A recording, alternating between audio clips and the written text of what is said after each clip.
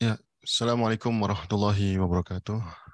Alhamdulillah, wassalatu wassalamu ala nabiyina Muhammad wa ala alihi wa sahbihi ajma'in amma ba'd. Rekan-rekan, teman-teman, bapak-bapak, ibu-ibu yang setelah bergabung di ruang Zoom ini, pagi hari ini atau di Indonesia sekarang jam 9 pagi ya.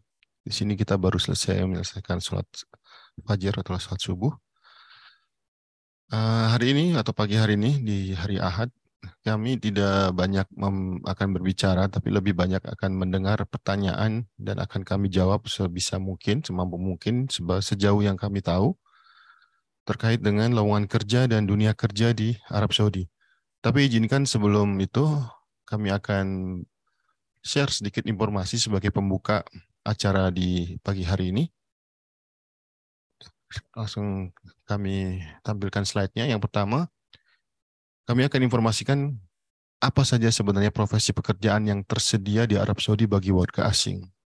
Kalau dikumpulkan dengan jumlah atau kuantitasnya kan tentunya akan sangat banyak, tapi ini adalah sebagian yang coba kami bagi berdasarkan profesi atau pembagian berdasarkan jenis pekerjaannya. Yang pertama adalah pekerja profesional.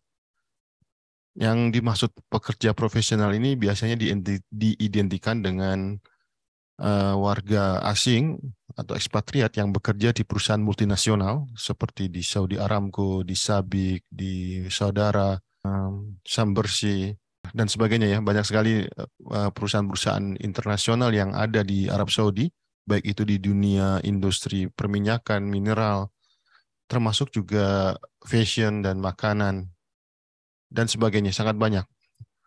Juga pekerja yang bekerja di perusahaan nasional Saudi, atau kalau kita di Indonesia bisa dikatakan BUMN ya. Di sini juga ada BUMN seperti di National Water, di penyulingan air itu, dan juga di beberapa sektor yang dikelola oleh pemerintah, di real estate juga.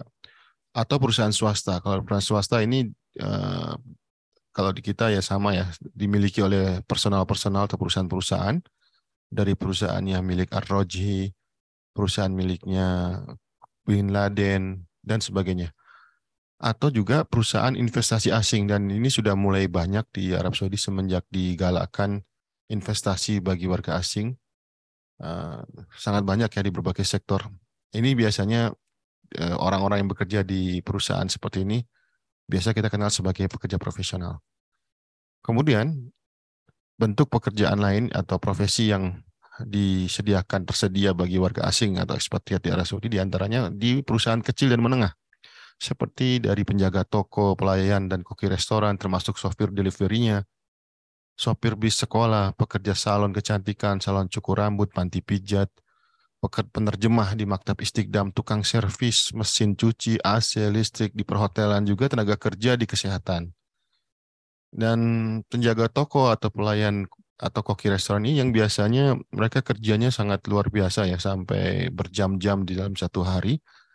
Yang kadang-kadang teman-teman yang bekerja di sektor ini bahkan mengeluh sering tidak ada waktu yang cukup untuk istirahat. Tapi mereka ternyata yang menikmati sampai bertahun-tahun di sini. Sopir bis sekolah ini juga menarik ya. Ada beberapa perusahaan atau sekolah yang mengelola atau merekrut sopir-sopirnya itu berasal dari Indonesia, dan dia tidak hanya mengambil sopirnya saja, tapi juga dengan keluarganya, dengan istrinya. Dan itu biasanya secara berombongan banyak, seperti di Al Fursan ya. Di Al Fursan ini cabangnya ada di Riyadh, ada di Damam, dan beberapa kota lain di Arab Saudi. Termasuk pekerja salon kecantikan, ini biasanya perempuan, dan di tempat cukur laki-laki. Panti pijat juga banyak ya, karena di sini banyak orang-orang yang apa ya, pengennya dimanja gitu, kelelahan dipijat. Tentunya laki-laki ya, bukan perempuan. Penerjemah ini juga lumayan, bisa menjadi salah satu alternatif untuk bekerja. Tukang servis AC, listrik, mesin cuci, ini biasanya banyak diisi oleh warga negara Pakistan, bahkan dan juga Bangladesh ya. Bahkan kemarin ada video yang viral, orang yang bekerja di bidang ini sebagai subak dalam bahasa di sininya. Mereka bisa membangun rumah yang cukup megah, cukup bagus di kampung halamannya di Bangladesh. Padahal dia hanya bekerja sebagai tukang servis. Setelah bertahun-tahun tentunya ya, bukan hanya sebentar. Di perhotelan banyak ya, koki, chef kita juga banyak di perhotelan internasional. Tenaga kerja kesehatan sudah mulai marak nih, dan ini sedang ada digodok katanya perjanjian atau bentuk kerjasama antara pemerintah kita dengan perusahaan di sini. Dan masih banyak. Kemudian sektor domestik, ini yang sekarang masih di moratorium, di apa namanya, dilarang ya, ditahan atau di pending karena tidak ada perjanjian sampai sekarang. Dan karena ada masalah-masalah sebelumnya, sejak tahun 2015, 2000 sebelumnya juga ada 2 kali ya moratorium ini. 6 profesi, asisten rumah tangga, pengasuh anak, tukang masak, pengasuh lansia, sopir, dan penitipan anak. Yang 1, 2, 3, 4 ini selain selain ini ya, selain sopir sama selain penjaga tidak ada ya, penjaga rumah 1, 2, 3, 4, 5, 6. Semestinya ada juga satpam rumah ya, satpam pribadi. Ini semuanya diisi oleh tenaga kerja perempuan atau wanita, kecuali sopir. Untuk laki-laki, untuk pria. Hanya saja untuk sopir ini sampai hari ini kami dengar dari informasi rekan kami yang kemarin sempat kita undang di Zoom terkait program SKSP, sistem SPSK ya, apa namanya, sistem penempatan satu kanal SPSK. Mereka mengatakan bahwa untuk pria belum dibuka karena ini masih dalam uji coba ya, pilot project yang akan dilakukan di Arab Saudi. Ini yang menarik banyak peminat dari Indonesia. Terus terang tenaga kita orang Indonesia itu banyak yang terjun di sini. Dan ketika ada masalah-masalah ditutup dan dipending sampai hari ini. Dan yang akan dibuka yaitu dengan sistem SPSK ini. Yang sekarang sudah mulai ada rekrutmennya dan sudah mulai disampaikan perusahaan-perusahaan penempatan mana saja yang berhak untuk mengirimkan 6 profesi ini. Kemudian investor atau premium residency ini juga mulai ramai dan mulai ada beberapa orang Indonesia sebagai investor yang bekerja dan membuka usaha di sini. Dosen, kita juga banyak dosen dari wilayah timur sampai ke Jeddah. Dosen kita banyak termasuk yang terkenal Profesor Anton yang di Kaus. Guru sekolah Indonesia ada di Jeddah, di Mekah, dan di Riyadh. Diplomat tentunya ada yang home staff, ada yang apa namanya diplomat ya, ada yang berpaspor hitam itu sebagai karir di Kementerian Luar Negeri. Kemudian pekerjaan lainnya adalah ini sampingan. Nah, ini sampingan ini sebenarnya secara hukum imigrasi di Arab Saudi tidak dibolehkan, tapi ternyata faktanya banyak yang melakukannya. Dari mutaif yaitu pembimbing haji dan umroh. Uh, di Madinah saya dengar langsung ya dari istri saya juga pernah ditawari untuk mengantar satu jamaah saja, untuk mengantar sampai ke Raudhah ya, di antara mimbar Nabi Shallallahu Alaihi Wasallam dengan rumah beliau. Itu satu kali rombongan itu sudah lumayan dapat ratusan real. Termasuk yang di Mekah ya, banyak mahasiswa-mahasiswa di Mahat Mekah mereka melakukan ini. Itu juga masuk land arrangement ya untuk mengatur eh, transportasi. Itu banyak rekan-rekan PMI kita. PMI ini pekerja migran Indonesia, dulu namanya TKI. Itu banyak melakukan kegiatan sampingan. Misalnya dia bekerja sebagai sopir tapi juga melakukan membantu perusahaan-perusahaan travel umroh yang ada di Makkah dan di Jeddah.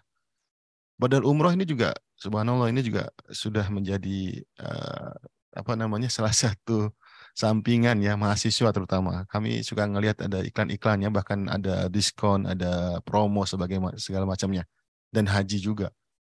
Itu ada beberapa orang yang melakukan sampingan ini.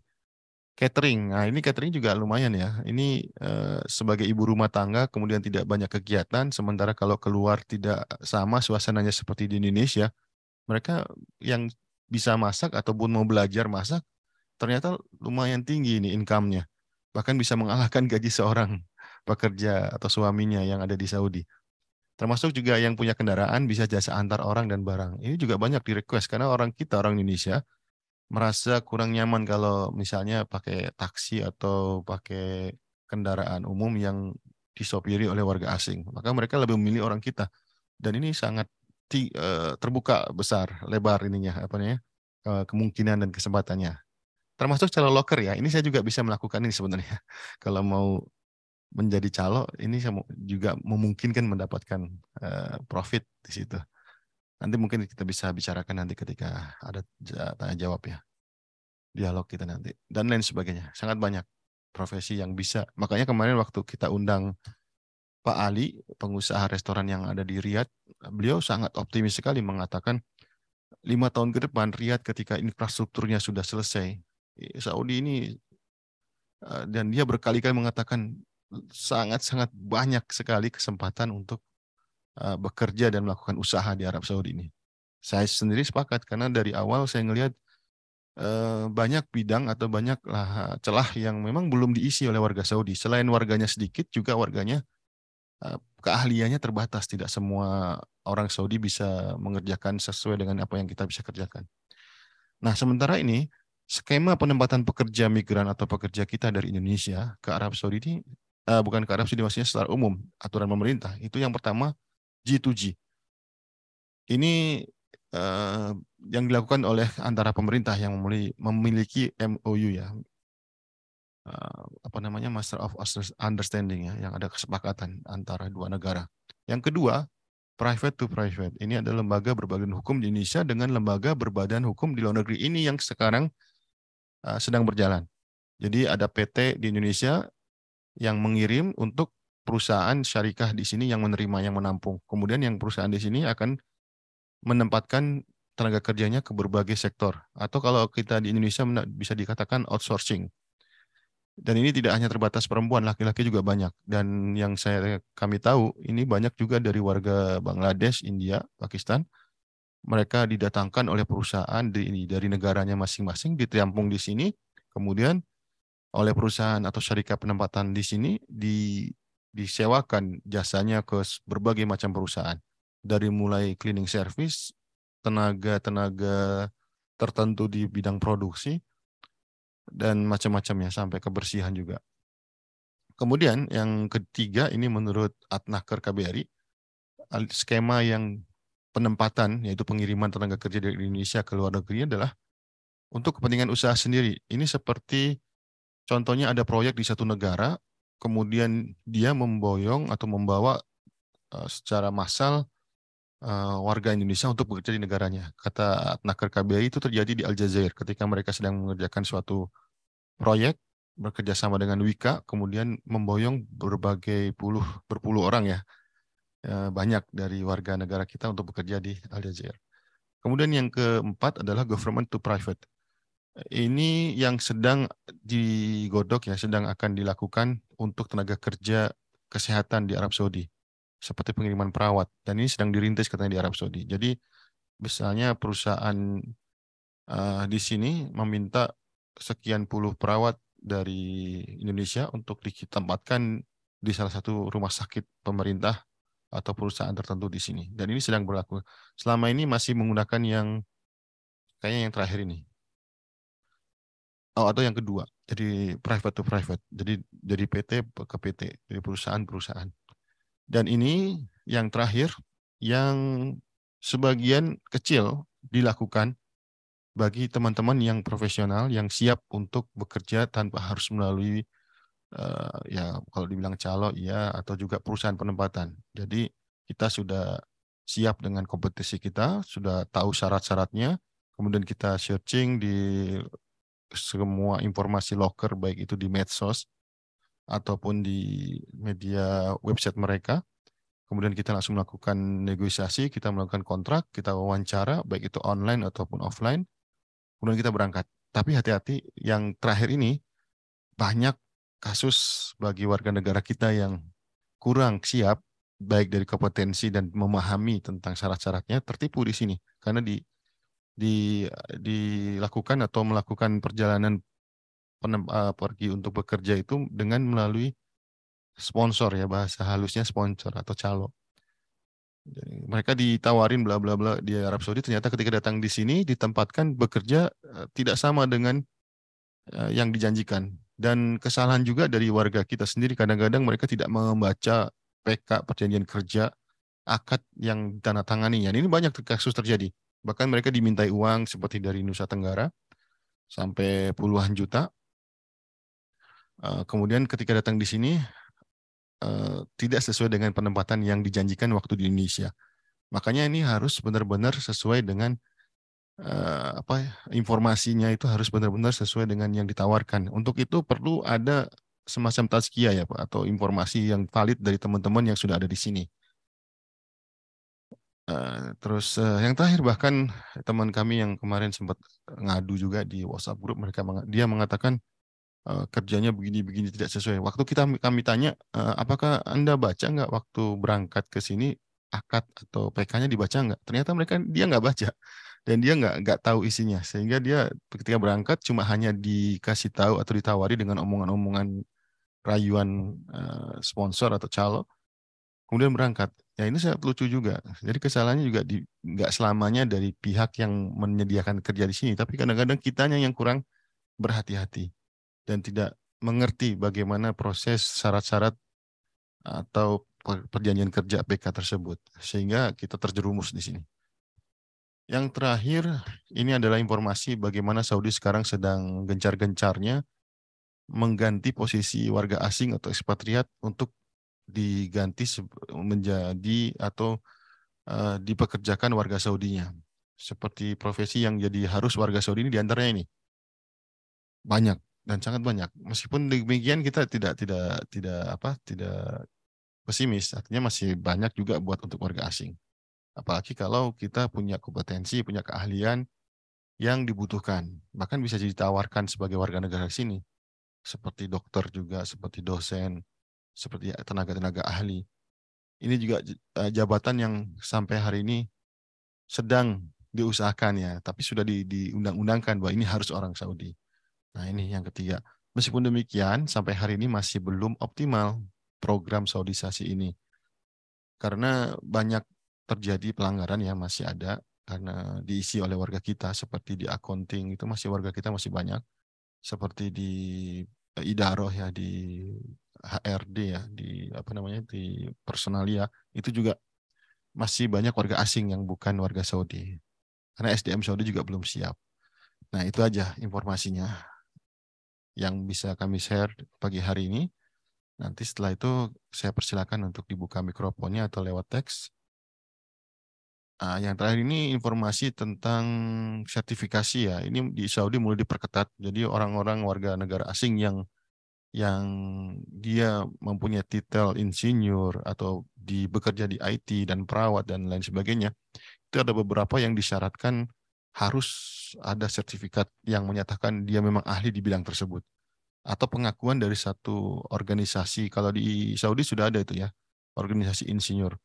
Jadi mereka tidak boleh bekerja kecuali memang sudah mengikuti trainingnya atau terverifikasi atau punya sertifikasi dari lembaga yang ditunjuk atau yang diakui. Sama juga perawat ya. Perawat itu ada istilahnya apa saya lupa ya. Ya ada standar yang harus diikuti dan harus lulus itu sebelum dibolehkan bekerja di Arab Saudi. Jadi itu Bapak-bapak rekan-rekan, saya tidak akan banyak berbicara lebih banyak.